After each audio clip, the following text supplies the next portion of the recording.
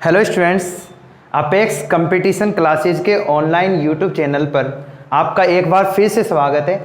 आज हम सामान्य विज्ञान के पदार्थ टॉपिक में पढ़ेंगे। इससे पहले हमने पदार्थ के छोटे जो परमाणु और इनके बारे में क्लास में पढ़ा था, इलेक्ट्रॉनिक विन्यास के बारे में। आज हम उसके आगे पदार्थ टॉपिक पर बात करेंगे। देखिए, ये जो पदार्थ है इसमें हम एक चीज देखते हैं कि पदार्थ जो है किससे मिलकर बना होता है? परमाणु से।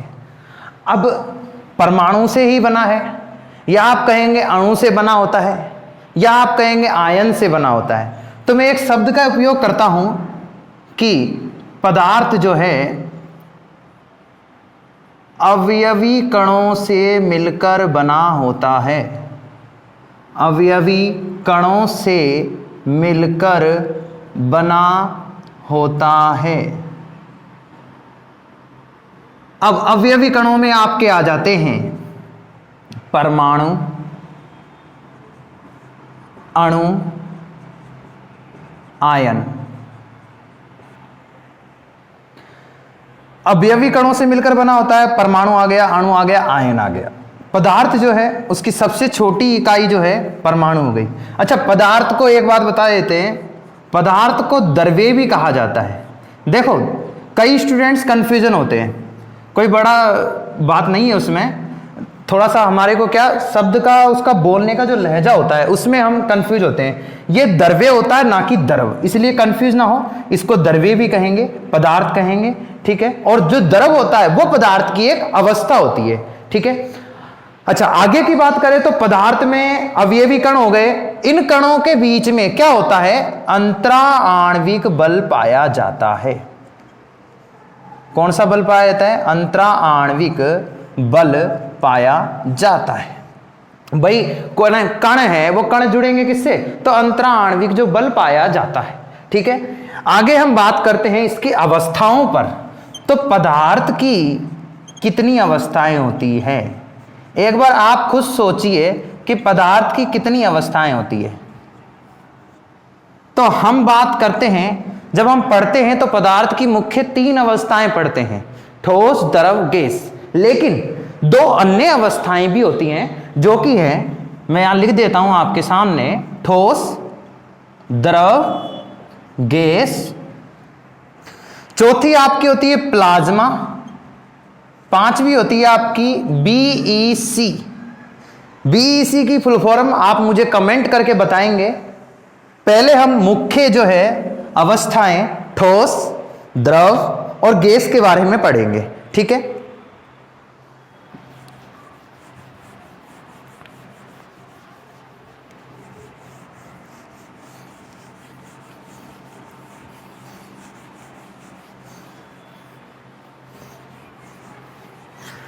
हाँ, तो स्टूडेंट्स, हम बात करते हैं ठोस अवस्था की। पदार्थ की कौन सी अवस्था की बात कर रहे हैं हम? ठोस अवस्था की। ठोस कि भाई ठोस अवस्था में ऐसा क्या है? तो हम बात पहले ही कर चुके हैं कि पदार्थ में अवयवी कण पाए जाते हैं।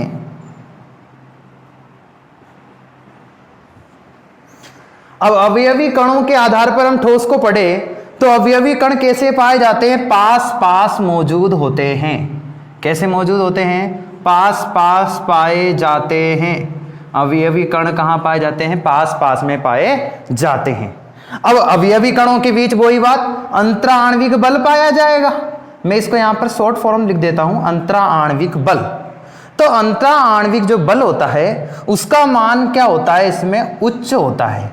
यानी कि जो ये अवयवी कण है वो तीव्रता से जकड़े हुए होते हैं, यानी कि वो बंधे हुए होते हैं, उनमें अंतरा आणविक बल उच्च लगा होता है, मजबूत बल लगा होता है। इस वजह से ये कठोर होते हैं। ठोस कैसे होते हैं? कठोर होते हैं। अब इनकी बात करें हम आकार की और आयतन की, तो आकार इनका क्या होता है? निश्चित होता है। साथ ही आयतन भी कैसा होता है? निश्चित होता है। आगे हम बात करते हैं घनत्व की। अब कई स्टूडेंट्स कहेंगे कि घनत्व का, तो एक बात बताइए, घनत्व का सूत्र होता है आपके द्रव्यमान बटा आयतन। अब इससे अंदाजा लगाते हैं, द्रव्यमान कैसा है इसका, निश्चित। आयतन कैसा है इसका, निश्चित।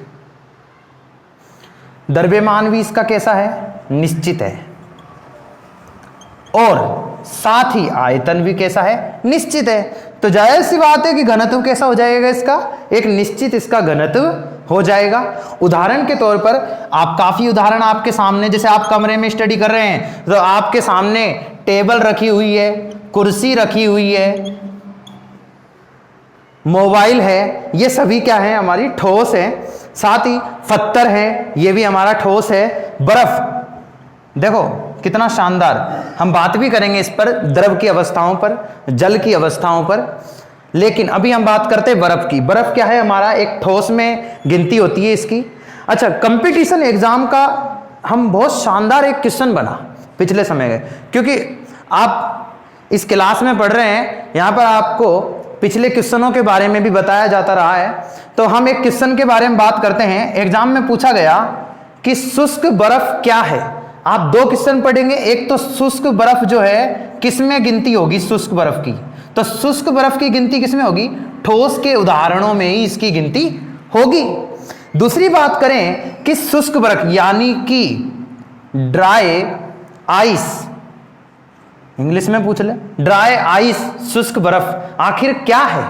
तो पहले आप सुनिए, जो ठोस CO2 होती है इसको क्या बोलते हैं, शुष्क बर्फ बोलते हैं। तो कभी एग्जाम में पूछ ले कि निम्न में से शुष्क बर्फ है, और वो 4 एग्जाम्पल दे देगा और एक एग्जाम्पल में देगा आपको ठोस CO2, तो आपको इस पर टिक कर देना है। कंपटीशन एग्जाम के लिए एक महत्वपूर्ण इंपॉर्टेंट क्वेश्चन आपके लिए तैयार हो जाता है।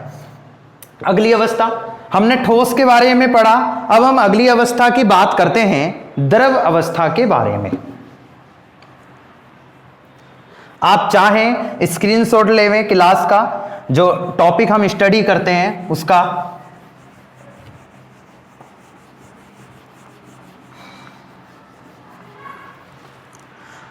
हाँ, तो हम अगली बात करते हैं द्रव की। देखो अभी ही बात की थी कि एक तो होता है द्रव्य, पदार्थ को द्रव्य भी कहा जाता है, लेकिन द्रव उसकी अवस्था है, तो इसमें हमारे को कंफ्यूज नहीं होना है। अब हम बात करते हैं द्रव अवस्था की। अब ठोस में सबसे पहले देखो, साथ के साथ याद करने का सिस्टम बहुत अच्छा होना चाहिए। अगर हम पढ़ रहे हैं तो हमको जब एक ही टॉपिक में अलग अलग चीज़ों को पढ़ रहे हैं, जैसे ठोस, द्रव, गैस, तो इसका एक तीनों का एक ब्यौरा है, तो तीनों को हम कॉम्प्रोमाइज, उनको डिफरेंस करते हुए पढ़ेंगे। तो ठोस अवस्था में हमने क्या पढ़ा था कि भाई अवयवी कण पास पास होते हैं, तो बिल्कुल द्रव अवस्था में क्या पढ़ेंगे, देखो अवयवी कण ठोसों की अपेक्षा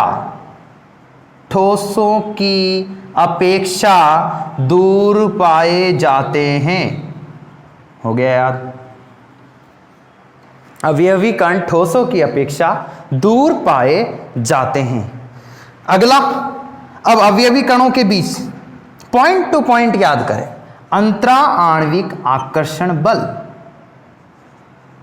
अब जो इनका अंतरा आणविक बल होता है उसका मान क्या हो जाएगा, ठोसों में ज्यादा था तो इसमें क्या हो जाएगा, कम हो जाएगा। किसकी अपेक्षा, यानी कि ठोसों से कम होता है।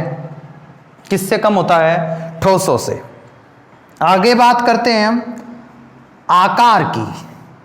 तो आकार, द्रव को किसी भी आकार में डालेंगे, यानी कि जिस भी पात्र में डाला जाता है वो उसी के रूप ले लेता है। यानी कि ठोस का आकार कैसा हो गया, अनिश्चित आकार इसका हो गया। साथ ही आयतन की बात करें तो आयतन जो है वो इसका कैसा होता है, निश्चित होता है। आयतन कैसा होता है, निश्चित होता है। अच्छा, एक नया गुण जो इसमें आ जाता है वो है श्यानता का।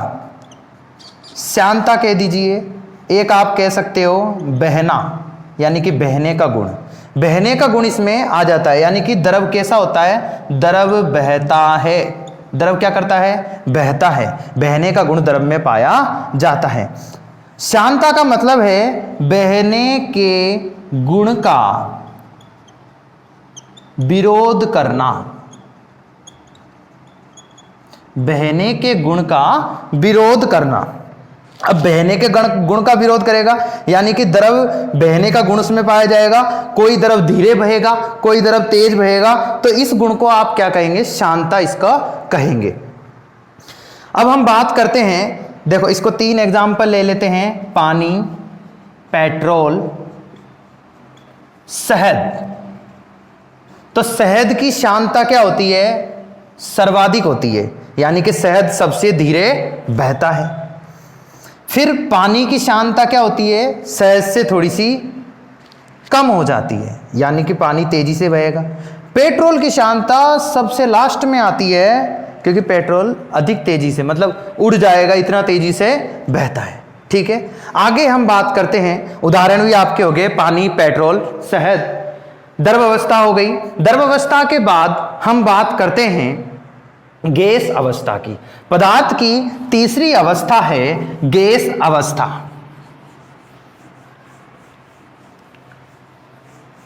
देखिए, आप इनको जिस भी तरीके से याद करें, एक अंतर के तौर पर, एक गुणों के तौर पर, एक इनकी विशेषताओं के तौर पर, यह इसमें अपनी स्वेच्छा से आप इसको किसी भी तरीके से याद रख सकते हैं। गैस अवस्था की बात करते हैं। पदार्थ की तीसरी अवस्था है गैस अवस्था। गैस अवस्था में क्या होता है? सबसे पहला पॉइंट किसका आएगा बताइए आप? हां, अवयवी कणों का। किसका आएगा? अवयवी कणों का। अवयवी कण जो है कहां पाए जाते हैं? दूर दूर। आप जानते हैं भाई, गैस तो मतलब खुले में छोड़ा और वो उड़ जाएगी, उसको वैसे बंद करके रखना पड़ता है, तो गैस उड़ जाएगी, यानी कि उसके कण जो है ना, वो कैसे पाए जा रहे हैं? दूर दूर उसमें पाए जा रहे हैं। अब कण दूर दूर है, तो कणों के बीच जो लगेगा बल, यानी कि अंतराण्विक जो बल है, वो कैसा पाया जाएगा? वो बहुत कमजोर बल पाया जाएगा, यानी कि आप यूं कह सकते हो, अंतराण्विक बल कैसा है इसमें? बहुत कम है। कैसा है? बहुत कम है। अब आगे बात करें गैस का आकार, यानी कि आकार कैसा होता है इसका? आकार इसका होता है अनिश्चित। बहुत सारी गैसें हैं वायुमंडल में, हमारे आसपास के वातावरण में, तो गैस का आकार कैसा होता है? अनिश्चित होता है। साथ ही हम बात करें आयतन की, तो गैस का आयतन भी कैसा होता है? अनिश्चित होता है। गैस का आकार व आयतन दोनों ही अनिश्चित होते हैं। अंतराण्विक बल भी बहुत कम होता है। अवयवी कणों के मध्य जो दूरी है, यानी कि वो अवयवी कण बहुत दूर दूर इसमें पाए जाते हैं। तो पदार्थ की 3 मुख्य अवस्थाएं आपने पढ़ी, ठोस, द्रव, गैस। ठोस के बारे में आपने पढ़ा, द्रव के बारे में आपने पढ़ा, गैस के बारे में पढ़ा। साथ ही एक मुख्य इंपॉर्टेंट क्वेश्चन मैं आपको फिर से याद दिलाना चाहूंगा, वो कौन सा था आपका? एक बार आप कमेंट भी करें। शुष्क बर्फ के नाम से किसे जाना जाता है? इस क्वेश्चन को आप नोट करके रखिएगा। शुष्क बर्फ के नाम से किसको जाना जाता है? ड्राई आइस के नाम से भी ये क्वेश्चन पूछ सकता है। किसको जाना जाता है बताइए? ठोस CO2 या ठोस कार्बन डाइऑक्साइड को जाना जाता है। आप इस क्वेश्चन को पढ़े। अच्छा, ये काउंटिंग किस में होएगा? ये गिनती होता है हमारे ठोस अवस्था में। अच्छा, मैं पानी की बात कर रहा था, जल के लिए। तो हमारे एक जल की जो बहुत अच्छी खूबी है ना, वो पता है क्या है? ये तीनों अवस्था में मौजूद है। ठोस, द्रव, गैस। अच्छा, ठोस के रूप में किस रूप में पाया जाता है जल? बर्फ के रूप में। द्रव के रूप में किस रूप में है? जल, सामान्य, यानी कि सामान्य जल। ठीक है। गैस के रूप में किस रूप में हो गया? भाप बन गया, बाष्प। ये हो गया ठोस, ये हो गया द्रव, ये हो गया गैस। तो ये पदार्थ की 3 अवस्थाओं के बारे में आपने पढ़ा। चौथी अवस्था है हमारी प्लाज्मा। 5वीं अवस्था है हमारी BEC। BEC की फुल फॉर्म आप कमेंट करके बताएं। अगली क्लास में हम पदार्थ की चौथी और 5वीं अवस्थाएं तथा इससे बनने वाले अन्य महत्वपूर्ण क्वेश्चनों के बारे में पढ़ेंगे। धन्यवाद।